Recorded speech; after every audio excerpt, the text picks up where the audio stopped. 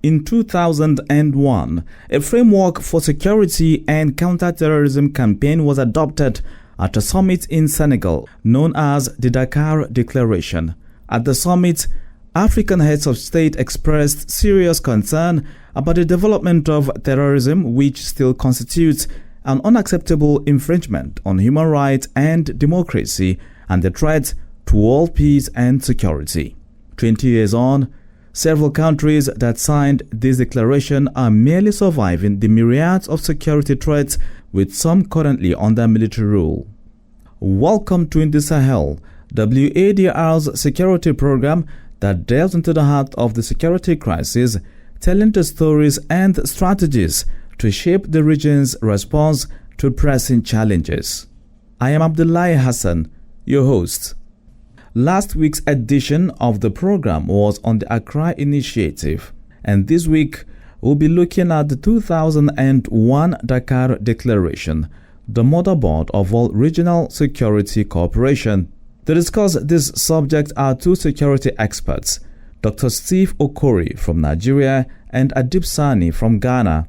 Remember, every once a month, In The Sahel brings you a panel discussion on a security issue of paramount importance. On today's package, Imo Edet has more in this report detailing the start of the Dakar Declaration. The Dakar Declaration Against Terrorism was adopted on October 17, 2001. During the summit more than 2 decades ago, signatory countries agreed that terrorism must be banned without any restriction based on political, philosophical, ideological, racial, ethnic, religious, or other considerations. These were in consideration of the conventions of the United Nations Organization and of the African Union on the fight against terrorism, as well as the relevant United Nations resolutions, particularly the Security Council resolutions 1368 of September 12, 2001 and 1373 of September 28, 2001. Both resolutions encouraged the strengthening of interstate cooperation and coordination in the fight against all forms of terrorism, whether it be perpetrated by individuals, groups, or states in the African continent or any other part of the world. There was also an appeal to all African countries to ratify, as a matter of urgency, the then OAU Convention on the Prevention and Combating of Terrorism and similar UN instruments, and to take legal, diplomatic, financial, and other measures to fight terrorism at national, sub-regional, regional, and global levels. It was recommended that the Pan-African body, now AU,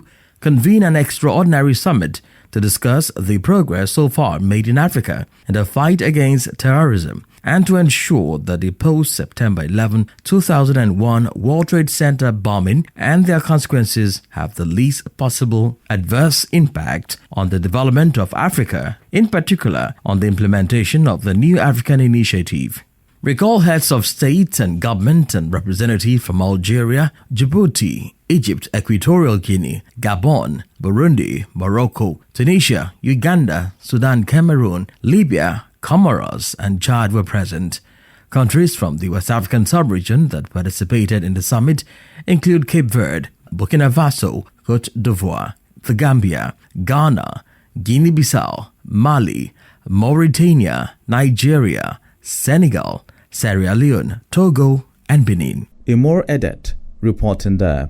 My guests are Dr. Steve Okori, a Nigerian security expert and data analyst, and from Accra, Ghana is Adib Sani, a security consultant. They join me to discuss the 2001 Dakar Declaration Against Terrorism. Adib Sani, a security expert all the way from Accra, Ghana. Good to have you join us. Thank you so much for the opportunity. Very well. And all the way from Abuja, Nigeria's capital, is Dr. Steve Okori, a security expert and data analyst, and of course, a very good friend of the house. Good to have you join us. Yeah, thank you, Abdullahi. Thank you for inviting me.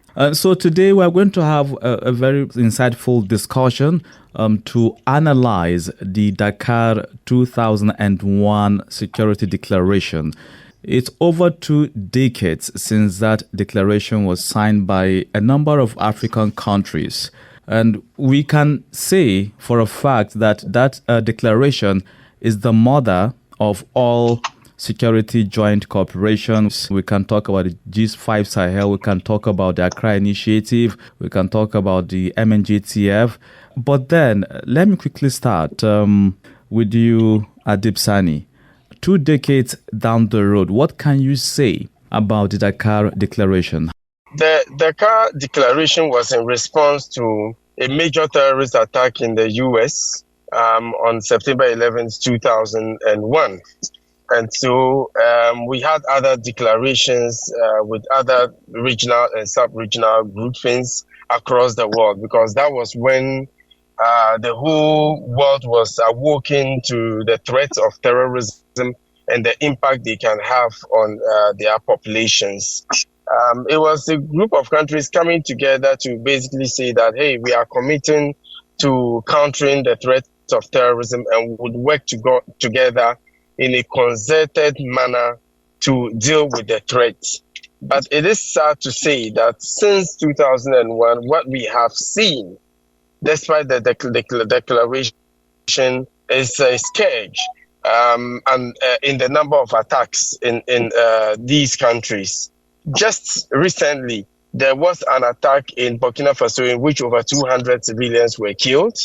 Not too long ago, also just a few days ago, as a matter of fact, in Nigeria, there was an attack, according to sources, in response to the killing of 2 Boko Haram suspects by a vigilante, in which a lot of people were also killed in that area. When you take a closer look at the map, especially of West Africa, and juxtapose it between now and as recent as 2015, you would realize that the terrorists are actually winning the fight. We are not making any headway so far as fighting terrorism is concerned. Thank you for that opening information. Dr. Sifo Kori, do you completely align your thoughts in contributing to today's discussion as Adib Sani, or you have something different to say? I mean, especially I will think of some of the gaps that resulted in what we see today. My brother there in Accra has said a lot in his opening remark, and he has said absolutely what has been on my mind.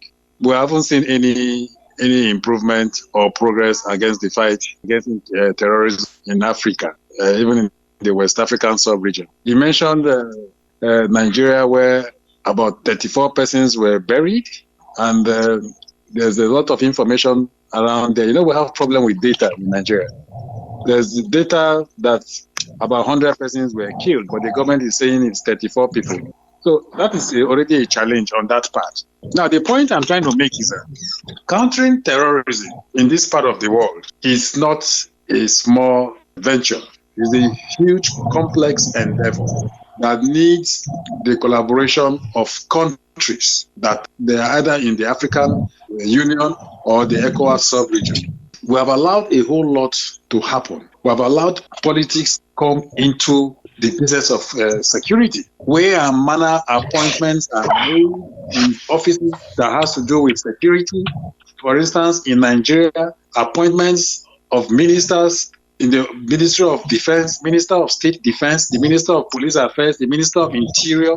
All these are ministries that has one or two things to do in combating insecurity. And they are dominated by politicians.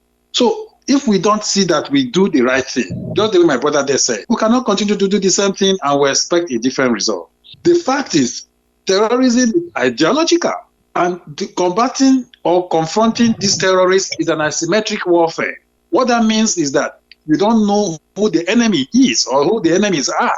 You can see somebody looking very, very okay, nicely dressed and all that. The person is a terrorist. So identifying them is already a challenge. So I expect that countries that have succeeded in one way or the other, we have a lot of them. Pakistan, the US. After the US 2001 attack, what did the government of George W. do? They had to send a bill to establish what you call it now, the Homeland Security. The Homeland Security is what is on ground that is confronting or trying to see how to tackle any act or form of terrorism in the US. And if you ask me questions, I will say that agency that was established to see how to counter terrorism in the US, they are making some headway.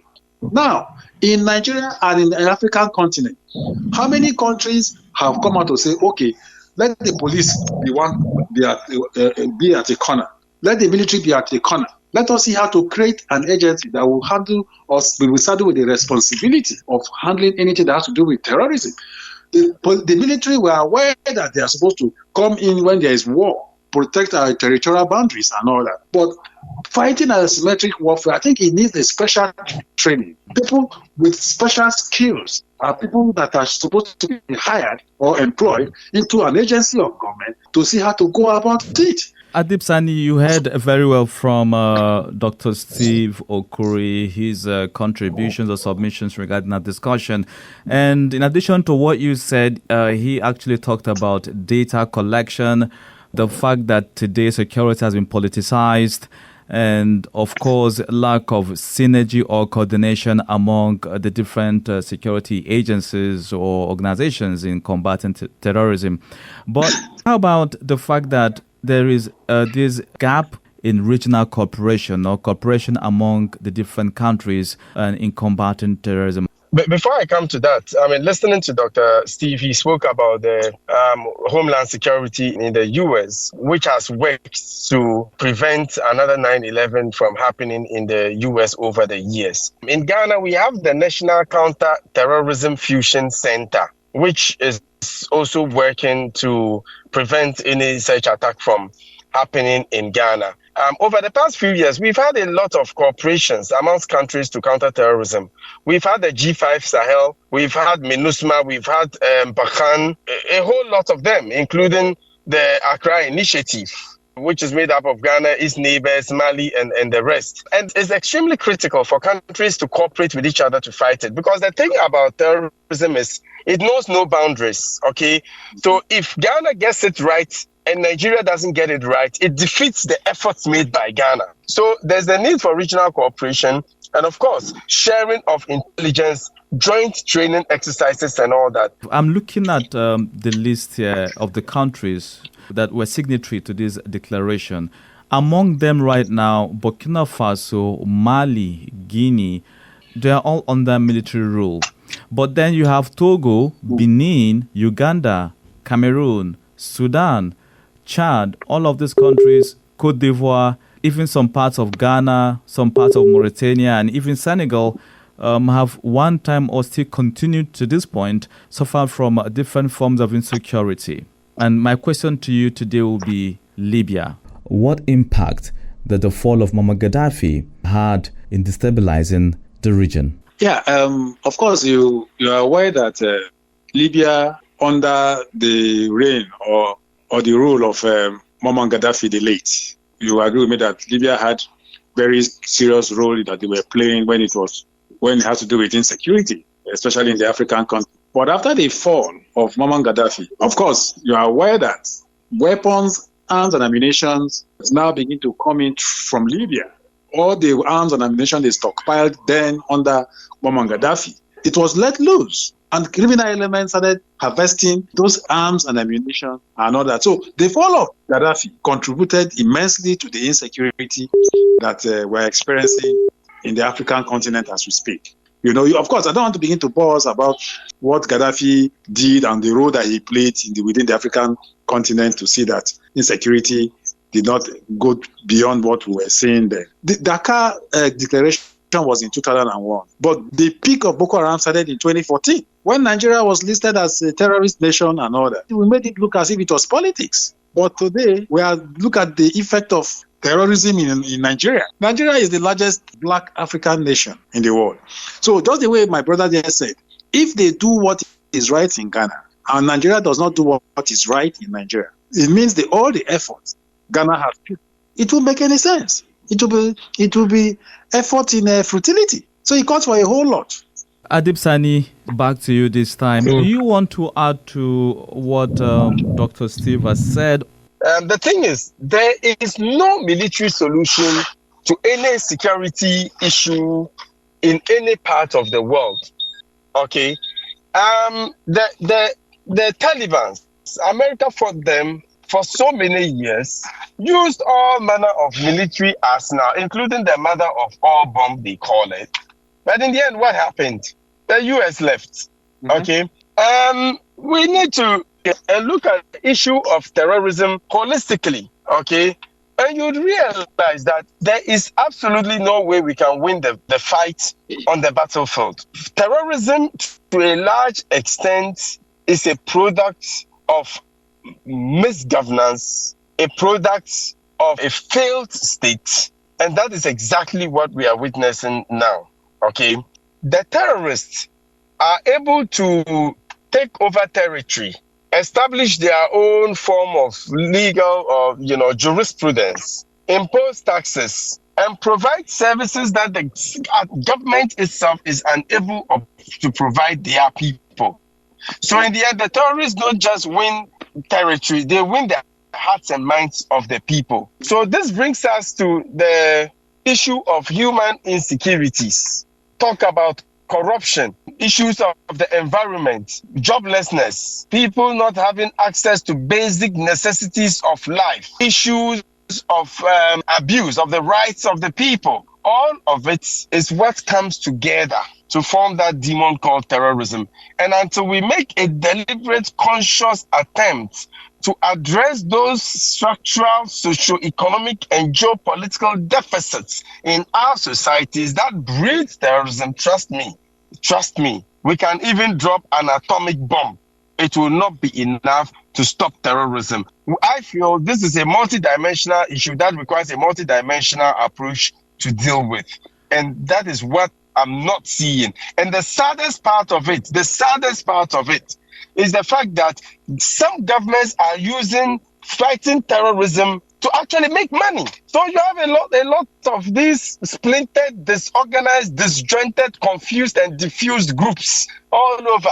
Oh, today these 2 countries have their group. Tomorrow these 3 countries have their group. They run to the US, they run to the EU. Oh, we need support. We need huskies. We need money. And they are using it to make money. And that is the saddest part of it. ECOWAS just recently activated its standby force, and it's asking for $2.4 billion to fully operationalize this platform. I think its first deployment will be to Sierra Leone. Now, what do you make of this? Okay, so the thing is, until we are able to improve governance, we can have all the monies coming in, trust me, it would end up in the pockets of some few greedy politicians and I don't know whether this is happening in Nigeria as well, but in Ghana, it's become fashionable for politicians to have their wives give birth in the US or in Canada or in the UK. I don't know, maybe Dr. Steve would have to enlighten us more. But that has become the order of the day in Ghana. Nigeria and Ghana are one and same. It's just...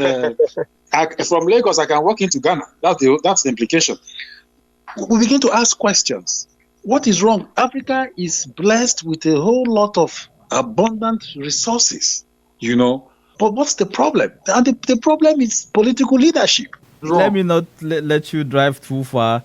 My question actually was, even though that experts like yourself have been clamoring for a more civil approach to tackling insurgency, we just saw recently that ECOWAS activated its standby force and is seeking $2.4 billion to fully operationalize the standby force. What do you make of this development? You see, yes, there's nothing wrong with having a standby force, I love the name, standby. In the event where insecurity goes very beyond what we are experiencing today. And is it about the money? We see a whole lot that is spent on insecurity, but we're not getting the result.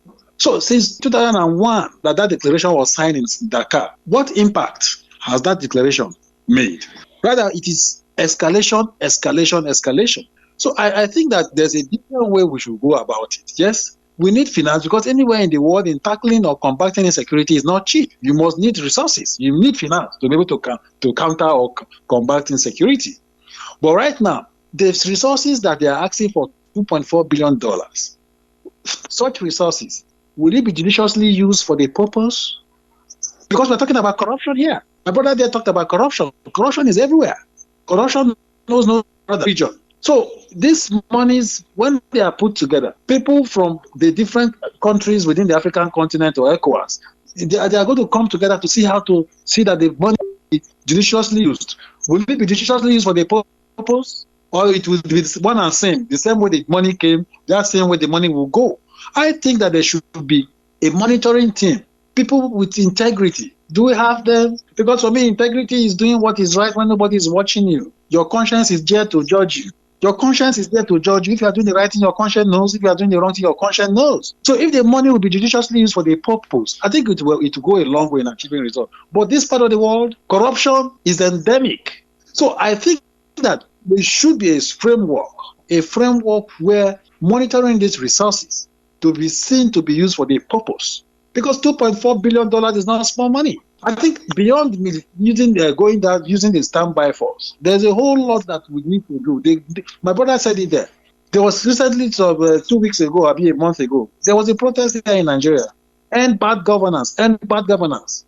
The citizens of these African countries are crying. They are in poverty, abject poverty. I know you said this a couple of times, Sam, on different occasions, but it's never too much to repeat what is right and what you believe strongly will change the situation and fix the deteriorating security state in countries of West Africa. What would you say that you think will fix the situation? Yes. Number one, we must have to see that political will from the part of Nigerian leaders or African leaders. That political will, first of all, is very important. Then two, there's a whole lot that lack of education causes. Ignorance, illiteracy. In Nigeria here, you saw where a lady had her baby on her back and she was carrying an IED. She ended up detonating the IED with her baby on her back and they all died.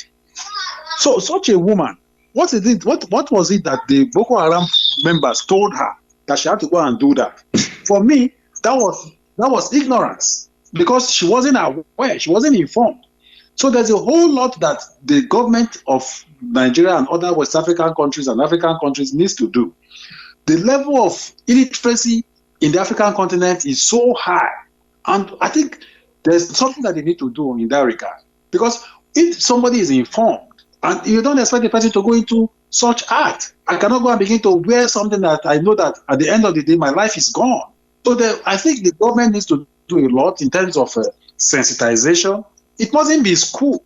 Sensitization. We have what we call here in Nigeria National Orientation Agency. What are they doing? I believe that other African countries also have such organization or agency. You talk to the people in the language that they understand, the implication of what members of these terror groups approach them and all that. And most of these communities where they use these very, very vulnerable people don't even have presence of security. In the event when they approach you and you refuse to accept because of fear, some people also accept because of fear. So there's a whole lot that the government needs to do. But most importantly, what I've said, and the dividends of democracy. When somebody have hope that something is going to come his or her way at the end of the month, no matter how small, the person will not look the other way. So we must have that concerted effort and commitment from our political leaders. There should be accountability, transparency in the dealings of government. Let people, the citizens of this country, know that they are making their effort and this is the dividends that are going to come from what they are doing. You cannot make promises when you are campaigning to get into an office. At the end of the day, you are voted by your people, either voted for or you got in there by force, and you're not fulfilling the promises that you made to your people.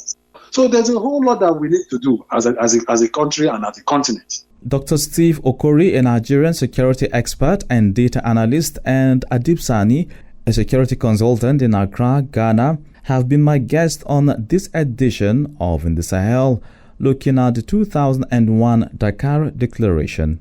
And this is where we draw the curtain on this edition of In the Sahel, WADR's security program aiming to tell the African security crisis the African way.